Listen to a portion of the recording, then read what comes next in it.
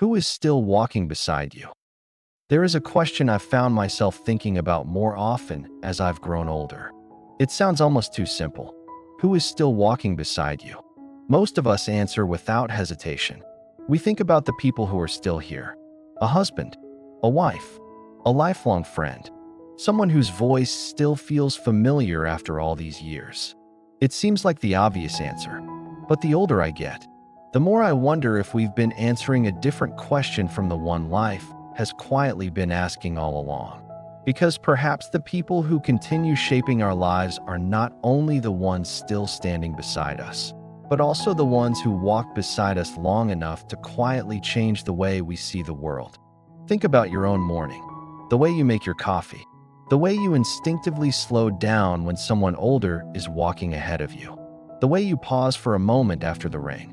Have you ever wondered where those habits came from? They feel as though they've always belonged to us, but perhaps they haven't. Perhaps someone placed them there so gently that we simply forgot they had ever been learned. Maybe that's one of the quiet mysteries of growing older. The biggest moments become our memories. The ordinary ones become us. Many years ago, I met a man named Michael. By then he was already in his 70s. If you had seen him walking through his neighborhood, you probably would have assumed he'd always been that way. Never in a hurry, always noticing little things.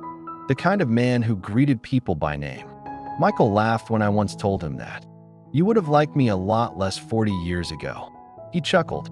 Truth be told, I wouldn't have liked standing behind myself in a grocery line either. We both laughed. Then his smile softened. I was always rushing. Back then, waiting in line irritated him. If someone walked too slowly in front of him, he'd simply step around them without thinking. He couldn't have told you the name of the cashier at the grocery store, even though she'd been helping him for years. His attention was always somewhere else.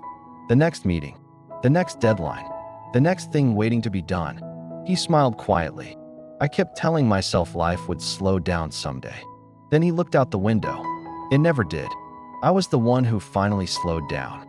One spring morning, years after retiring, a little boy rode past him on a bicycle. As he passed, he called out, "Why do you always walk so slowly?" Michael smiled. I didn't always. The boy laughed and disappeared around the corner. By the next street, he'd probably forgotten the conversation. Michael hadn't.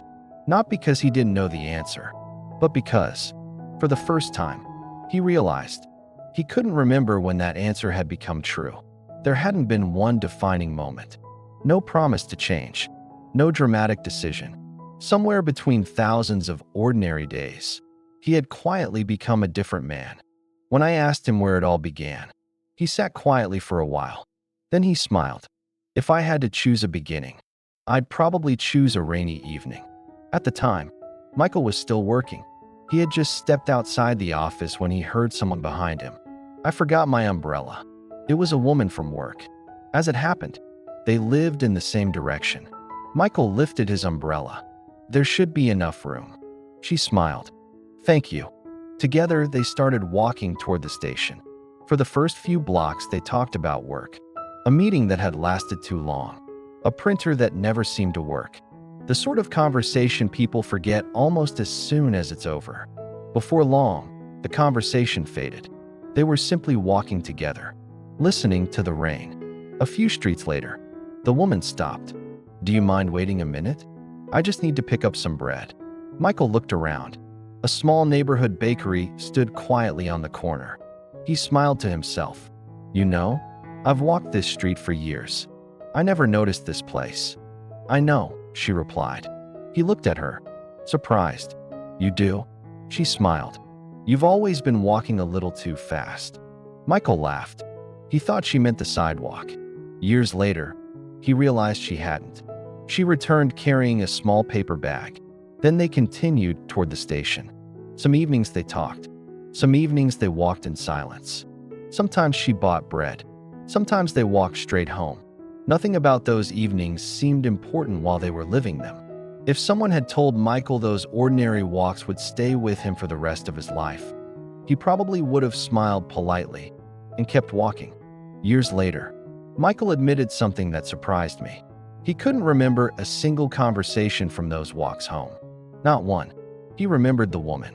He remembered the bakery. He remembered the sound of rain against the umbrella. But the conversations themselves had quietly faded away. At first, that sounded almost sad. Then I realized, perhaps the conversations had never been the important part.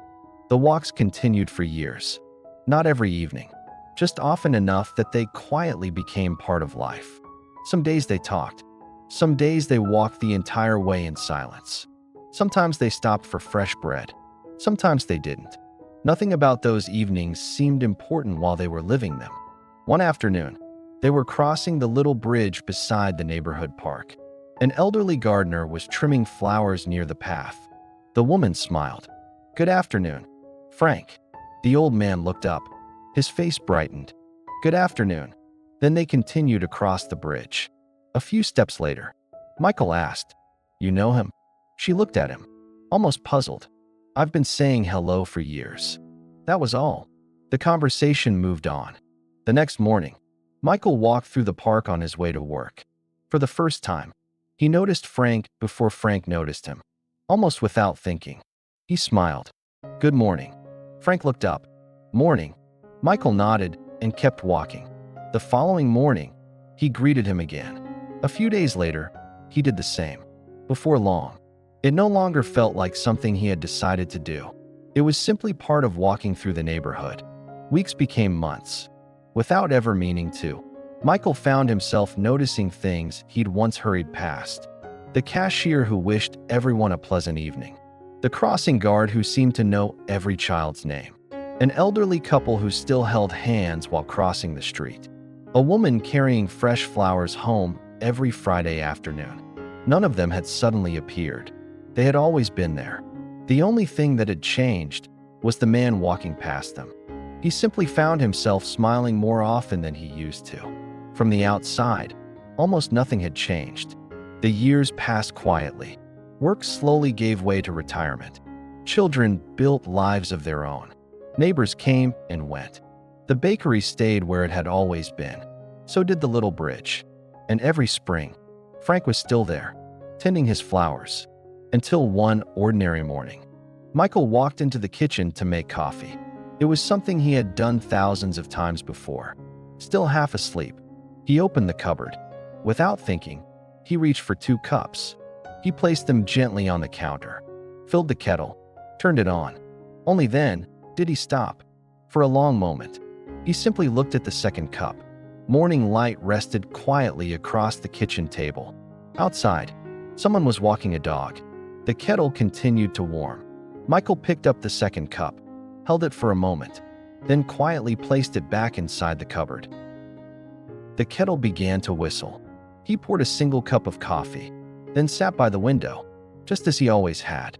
Only now, there was 1 cup instead of 2. A few days later, Michael was walking through the neighborhood again. Ahead of him, an elderly man was making his way slowly with a cane.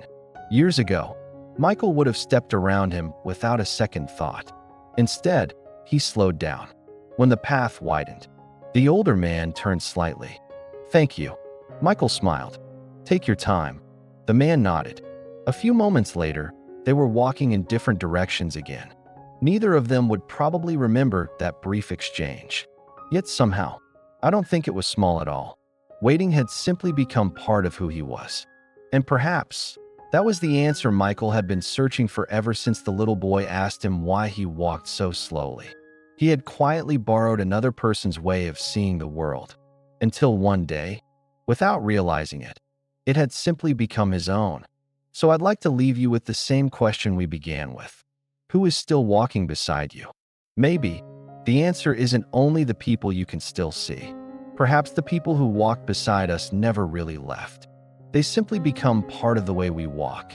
And perhaps that's why, even on the quietest road, none of us ever truly walks alone.